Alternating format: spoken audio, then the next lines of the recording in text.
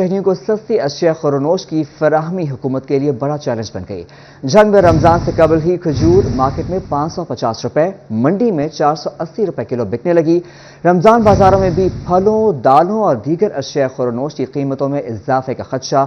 ماضی میں ضلع انتظامیہ منڈیوں کے ریٹ سے 10% رعایتی نرخوں پر رمضان بازار میں اشیاء خورنوش کی فراہمی کرتی رہی۔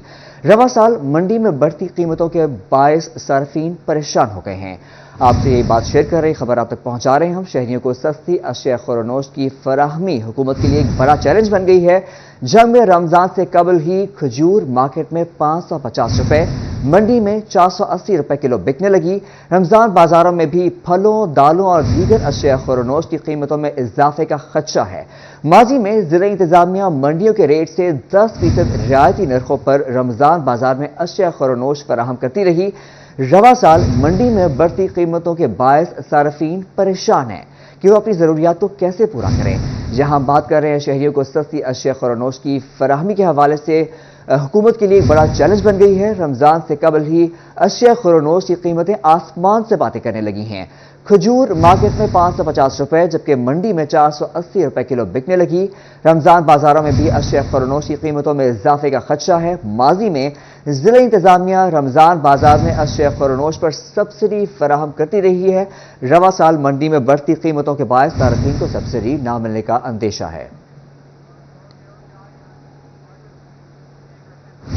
آپ کو بتا رہے ہیں اس خبر کے حوالے سے، شہریوں کو سستی اشیاء خورنوش کی فراہمی حکومت کے لیے ایک بڑا چیلنج بن گئی۔ اسی پر مزید بات کرتے ہیں، ہمارے ساتھ موجود ہیں اویس خان۔ اویس خان، آگاہ کیجیے گا، کیا تفصیلات ہیں آپ کے پاس؟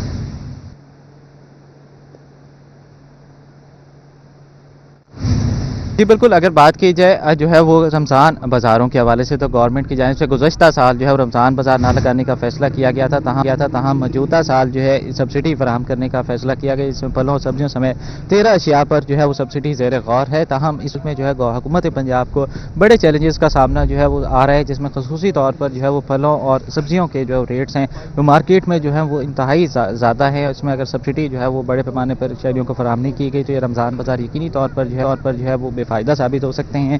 میرے ساتھ سیکرٹری انجمن آڑتیان جو ہے موجود ہیں، گڈو خان، ان سے بات کریں گے۔ سر بتائیے گا، موجودہ صورتحال میں کیا دیکھتے ہیں، گورنمنٹ کو جو ہے سبسڈی کے لیے کن چیلنجز کا سامنا کرنا پڑ رہا ہے؟ بسم اللہ الرحمن الرحیم۔ رمضان بازاروں کے حوالے سے گورنمنٹ کے رمضان بازار لگانے کی تجویز زیر غور ہے۔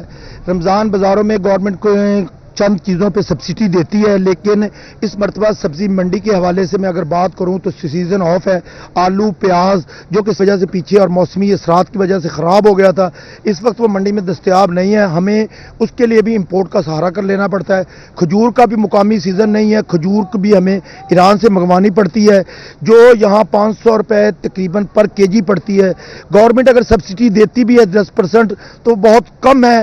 گورنمنٹ کو چاہیے کہ وہ کوئی امپورٹ پالیسی میں سہولت پیدا کرے تاکہ یہ مال زیادہ سے زیادہ آئے۔ اسی طرح گورنمنٹ اگر پٹرول کی قیمت کم کر دے تو اس سے چیزوں کو آنا جانا آسان ہو جائے گا، لوگوں کی منڈیوں تک رسائی آسانی سے ہو جائے گی، مال کی رسد آسانی سے پہنچے گی، اور مال کی رسد اگر آسانی سے پہنچے گی تو امید ہے اس کا ریٹ کم ہی رہے گا۔ دوسری بات یہ ہے کہ گورنمنٹ یہ کام مارکیٹ کمیٹیوں کے ذمے لگا دیتی ہے۔ مارکیٹ کمیٹی کے لوگ بھی اپنی اس فرض کو احسن طریقے سے ادا نہیں کر سکتے۔ جو اے سی صاحب یا ڈی سی صاحب چکر لگاتے ہیں وہ ایک فوٹو سیشن ہی کرتے ہیں۔ اگر رمضان بازاروں میں غریب آدمی کو حقیقی ریلیف دینا ہے تو اس کا بہترین طریقہ پٹرول کی قیمتیں کم کی جائیں اور امپورٹ کو آسان بنایا جائے، امپورٹ میں سبسڈی دی جائے۔ اگر چیزیں باہر سے سستی آئیں گی تو انشاءاللہ صارف کو بھی سستی ملیں گی۔ جی یقینی طور پر جو ہے وہ ذرائع آمد و رفت جو ہے اس کے اندر آسانی فراہم کی جانی چاہیے۔ اگر موجودہ صورتحال یہی برقرار رہی تو یقینی طور پر حکومت کے لیے سبسڈی فراہم کرنا ایک بڑا چیلنج ہوگا، جس سے جو ہے صارفین کو رمضان میں بھی۔ اویس خان ہمیں تفصیلات سے آگاہ کر رہے تھے، آپ کا شکریہ۔